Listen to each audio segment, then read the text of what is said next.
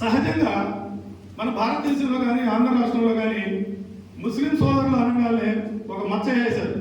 పాతకాలం నుండి ముస్లింలందరూ కూడా కాంగ్రెస్కో వైసీపీకో అనుకూలంగా ఉంటారు అనేటటువంటి మచ్చను పెట్టేశారు ఈ రాజకీయ నాయకులు ఇక్కడ ఉన్నటువంటి వాళ్ళందరూ కూడా. ఇది చాలా తప్పు.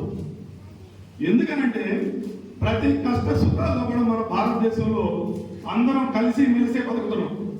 ఎక్కడ విభేదాలు లేవు. మనం అందరం కూడా గ్రామాలకు వెళ్ళినప్పుడు అందరితో మామ అని, చిన్నాయన అని, అన్న అని, వదిన అని, చెల్లి అని, అక్క అని, పెదమ్మని ఒకరికొకరు ఇంటి పక్కన ఉన్న వాళ్ళందరం కూడా చాలా కలిసికట్టుగా ఈ రోజుకి కూడా మన స్వతంత్రం వచ్చిన తర్వాత 73 సంవత్సరాలు అయినప్పటికీ కూడా మన భారతదేశంలో ఎక్కడో ఒక దగ్గర చిన్న చిన్న గొడవలు తప్పనించి ఎక్కడ కూడా ప్రశాంతంగా ఉన్నామంటే మనలో ఉన్నటువంటి యూనిటీ. ఇది ఎవరైనా కావచ్చు, హిందూ కావచ్చు, ముస్లిం కావచ్చు, ఎవరైనా కావచ్చు, మనలో ఉన్నటువంటి అంకిత భావం. మనం ఒకే నీళ్లు తాగుతున్నాం, ఒకే గాలి పీలుస్తున్నాం, ఒకే భూమి మీద ఉంటున్నాం.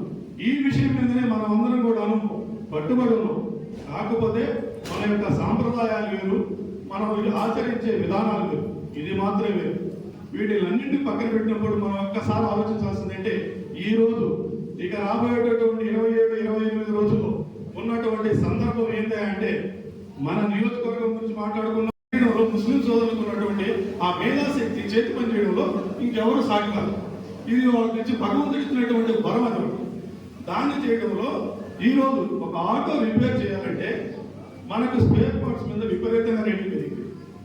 తర్వాత ఆటో నగర్లో జగన్మోహన్ రెడ్డి మనల్ని మోసం చేశాడు కాబట్టి రాబోయేటటువంటి ఎన్నికల్లో ఈ ఒక్కసారికి తిరిగి మళ్ళా చంద్రబాబు నాయుడిని గెలిపించుకోవడం కోసం సైకిల్ గుర్తు మీద ఓటేసి గెలిపించుకున్నాము.